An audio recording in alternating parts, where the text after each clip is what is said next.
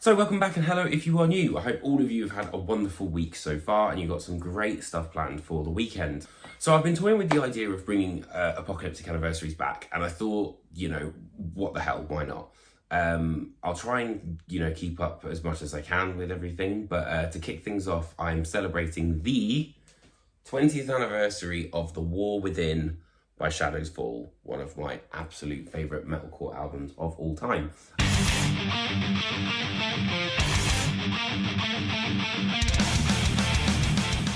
Genuinely, I think Shadows Fall might be one of the most underrated metalcore bands out there. They came up at the same time as the likes of Killswitch Engage, All That Remains, Hymns, God Forbid, Chimera, all that sort of amazing new wave of American heavy metal that pretty much kind of shaped my listening.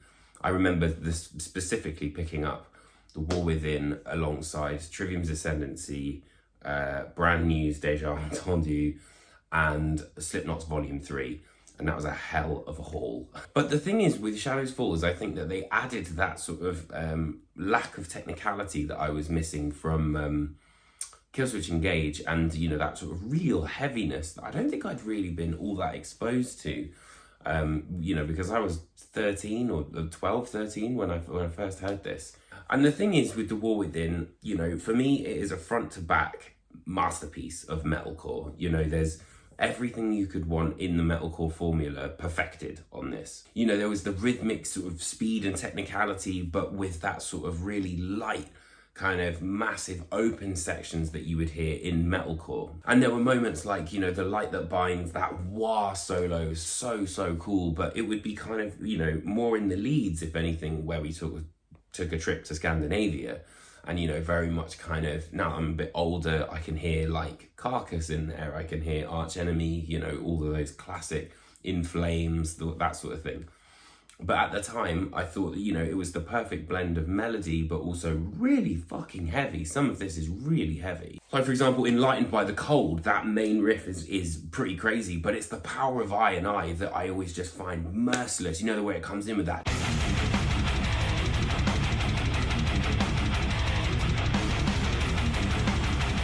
It's just so heavy and has so much energy in it. And that's, I think, what I really love about this album is it's just, the second you hit play, it's just bam, bam, bam, bam, bam.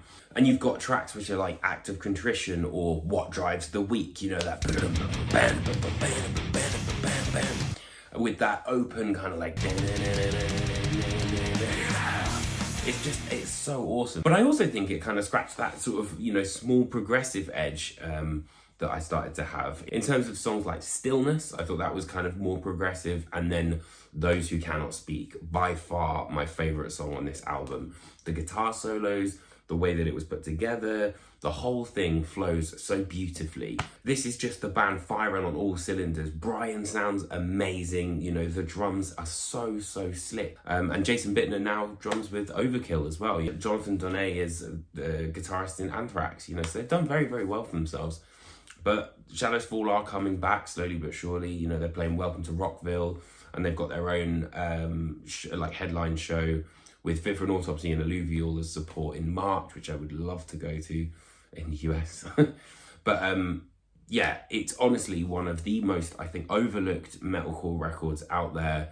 And, it really does kind of deserve its day in the sun. And I can't believe it's 20 years since we've had this. Fingers crossed that we might, have some new material on the horizon, who knows? These things take time and I'm willing to wait. So about the actual sort of pressing itself, right? So you got the really nice sleeve there, and then the record itself looks like this. So it's this sort of grey, red kind of merge splatter kind of thing going on. And it sounds really great, to be fair. And then afterwards, this is the bit I thought was really cool, was the sort of little liner notes that we've got here. So you've got interviews from all members of the band, and then some sort of passes, laminates, all that sort of stuff. And what I thought was really wicked is they tell you how they did the artwork So I don't want to, you know, sort of like spill the beans if you guys are going to get a copy, because I think it's really interesting. But I always thought that artwork was just kind of put together on Photoshop, but it's definitely not. But yeah, so that's my my couple of words to say on The War Within and celebrate its 20th anniversary. I'll be spinning this a hell of a lot this year. I'm pretty sure they still got some copies as well. So, you know, I'll put the link underneath me if you want to get it on vinyl.